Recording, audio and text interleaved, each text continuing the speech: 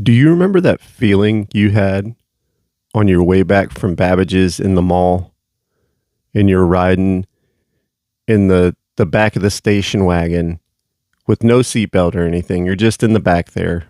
Um, and you're prying at your little PlayStation jewel case, just trying to get it open.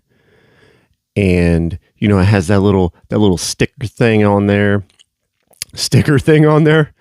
And you got to have like some unhuman like strength to get that thing open or whatever, and you never have like a key or a pocket knife or anything like that, so you just rip at it, and sometimes you crack the case and you get upset because you just ruined your new stuff. And anyway, so you get it open and you take the front manual out, and you open it and you just take a big whiff of that new game smell.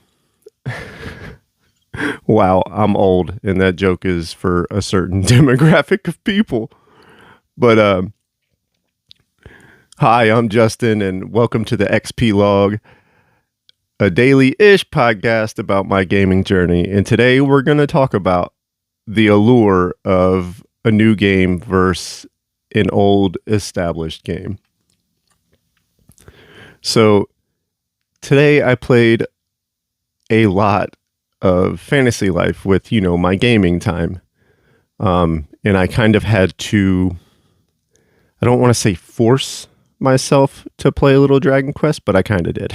I kind of did.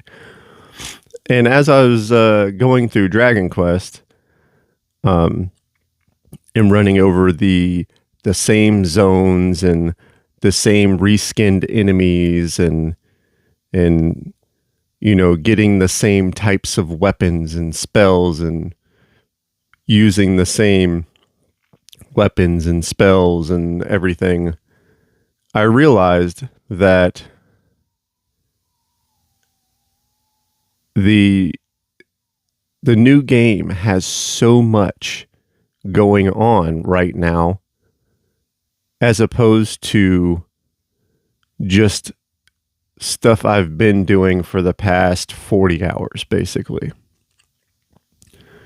So when I'm playing Fantasy Life, I have all these new mechanics and zones, and I don't know what's around every corner, and there's just everything new to discover and to play, and everything's different and everything's new, and you get levels fast, and you get new gear all the time, and you're constantly getting new skills and choosing your build and theory crafting and all that stuff. And then when you jump into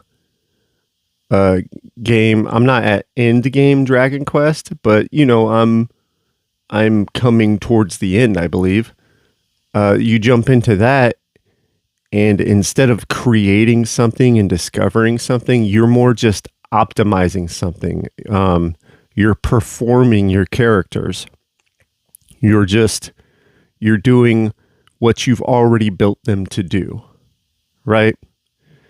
Think of it like building a house, I guess. When the foundation inside, I've been part of building houses. I've never built a house, just to clarify, but this is how my brain does it. And you can think of it like building a house in Minecraft or building something in Minecraft or whatever. But while you're doing it, while you see it forming or whatever, you're excited. You have new ideas. You have all these theories about what it'll look like when it's finished, and how it'll look when it's all established, when everything's all decorated and established. And then, fast forward 5-10 years down the road, and it's had the same paint. It's looked the same. Some stuff is, some paint's peeling off. Well, your paint shouldn't be freaking peeling off, or somebody did a terrible job. But you get what I'm saying. Your house is all freaking dilapidated. But yeah, it's worn in. It's not new anymore, but it can still be cozy, right? And sometimes you crave that familiar territory, right? So I don't necessarily believe you should only strive for new experiences, right? There is value in established experiences and just in being comfortable. And see, in my case, like Dragon Quest, I haven't quite gotten to stuff I haven't seen yet. But what happened with me was I spent, my lunch break and stuff playing Fantasy Life because it seems better in quicker bursts, right? And I like that new game smell, man. You remember taking a big hit of the new Brady strategy guide you got or whatever? Man, that junk's awesome. Anyways,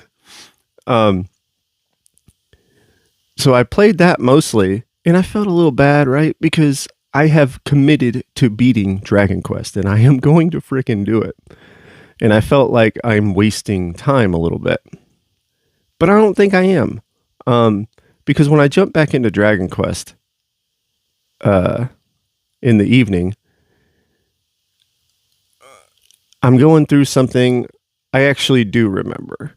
So I was a little incorrect when I said that getting Rab back was the last thing I remember about Dragon Quest. The last thing I remember about Dragon Quest is dressing up like a peacock and walking around waving at everybody and stuff.